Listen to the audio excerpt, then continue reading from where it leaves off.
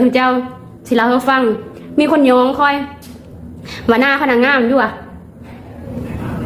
เนี่ยแต่คอยแต่งตัวมีเป็นท่านเจ้าก็เป็นความนี่ท่านเจ้าเนาะเจ๊ก็ต่อยย้องคอยท่านเจ้า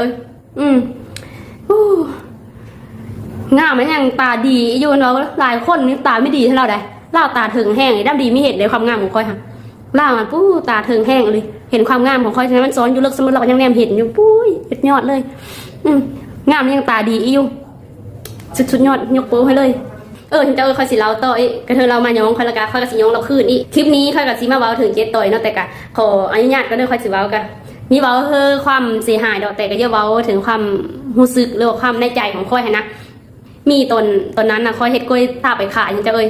คอยเลยไปขายทั่ววันเวงนึงคู่หาเลยคอยส่งละ50ละแสนคอยกระหาบไปกับน้องคอยคืออยู่ในภูผาเลยเนาะน้องคอยขับรถแล้วคอยกับเป็นคนหับกล้วย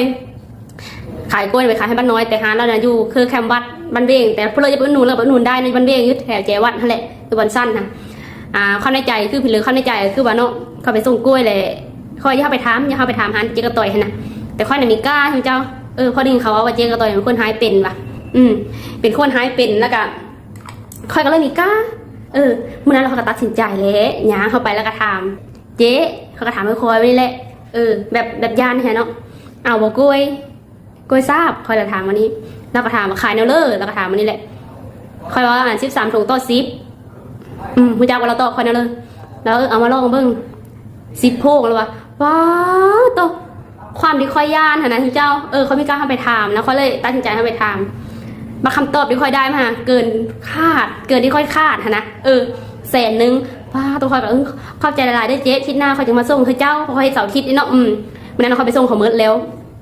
ก็ออกมาทหารเขาก็ยิ้มแล้วก็แอนยิ้มมาแต่มันเบ้งอยู่เขามานาคามล่มกับน้องล่มเดี๋ยวมาจะหอดบ้านป้าตัวความดีใจท่านเจ้าเอา100,000กับ10 โพงสำคัญกับป้ามาที่ต่อมาไม่ได้เฮ็ดเพื่อการได้เฮ็ดแต่โก้อะไรไปส่งมันเบ้ง5เป็นโพรงพุ่งปุ้ยเหมือนในหุบผ้ามันเลยอันนี้แหละคำที่ค่อยจะเบาค่อยเจ้าก็เพราะว่าตอนนั้นค่อยคืดหลีได้ค่อยรู้สึกว่าค่อยคืดย่านเจ้านะคนเราเป็นแม่ค้าน่าจะเข้าใจดีเนาะความรู้สึกนี้นะอันนี้แหละว่าคนเฮาอยากช่วยเบิ่งในแง่เดียวว่าเขาเป็นคนมีดีไปในนี้เพราะว่านิสัยของแต่ละคนมันแตกต่างกันบางที่ป้าเขามันอาจจะเว้าแห้งหรือว่าเว้าตรงประมาณนี้นะเว้าตรงแต่บางคนมีมากบางคนนะมากป้าหวานก้นเปรี้ยวแต่เฉพาะสำคัญนะบ่เลยสำคัญเป็นคนมักเว้าตรงเว้ากับหน้าสำคัญนี่มักคนป้าหวานก้นเปรี้ยวอันนี้แหละเขาว่าคนเฮาอย่าซูเบิ่งที่หน้าตาจงเบิ่งที่การกระทำแล้วก็รู้จักกันไปเลยคนเฮา